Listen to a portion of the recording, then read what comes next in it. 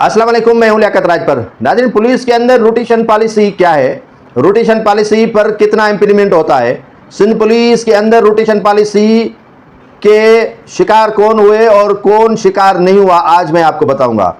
आज सिंध ने अहकाम जारी किए थे कि अब सिंध के अंदर पुलिस के महकमे में रोटेशन पॉलिसी होगी।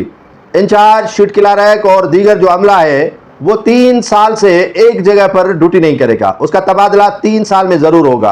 लेकिन क्या यहाँ का सिस्टम पुलिस के आईजी से भी ताकतवर है कि रोटेशन पॉलिसी पर इंप्लीमेंट नहीं हो रहा है?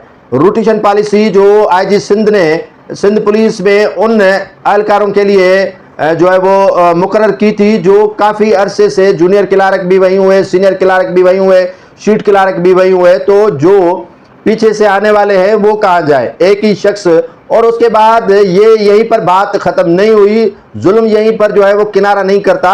लेकिन हुआ ये है कि सीनियर जो है वो साइड पर बैठे हैं, जूनियर जो 19 की भर्ती है या 18 की भर्ती है या इससे आगे की भर्ती है, उनको लाकर उन्हीं सीट पर बैठाया गया है जिन पर सीनियर्स को बैठना चाहिए। मिसाल के तौर पर जितने भी यहाँ पर कराची के अंदर जून्स हैं, जितने भी SSP ऑफिस हैं, उनमें 10 साल से ज़्यादा अरसा बीत चुका है, वहाँ पर क्लर्क मौजूद है। अगर वो जाते भी हैं तो सिस्टम के ज़रिए अपने चहीते वहाँ पर जूनियर लगा कर ही जाते हैं।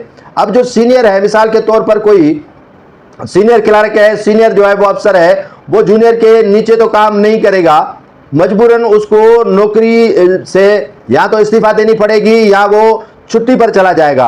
तो यहाँ पर एक साजिश के तहत सीनियर जो पुलिस के एहलकार हैं, अमलदार हैं, शीट क्लर्क हैं, सुपरिटेंडेंट हैं, उनकी जगह पर जूनियरों को तैनात किया गया है और सीनियरों को मौका ही फराहम नहीं किया गया है। जो रोटेशन पॉलिसी आईजी सिंध ने मुतारफ करवाई थी, उसका एक सिस्टम धज्जियां उड़ा रहा है, उसको चलने नहीं दे रहा है। जितने भी DIGs ऑफिस हैं उन पर वेस्ट कह लें, ईस्ट कह लें और दीगर जो इनके हैं वो सिस्टम के ही बंदे बैठे हुए हैं। न सिर्फ वो सिस्टम के बंदे बैठे हुए हैं बल्कि अपने भी नीचे उन्हीं जूनियर अफसरान को लगा रहे हैं जो नौकरी में आए हुए भी 2 बरस नहीं हुए हैं। तो सीनियर जो है वो छुट्टियों पर चले गए हैं और सिस्टम को जूनियर के सुपर्द कर दिया गया है। तो आईजी सिंध साहब के जो रोटेशन पॉलिसी है वो किस भला काम की, जो मौका किसी को फराहम न करे।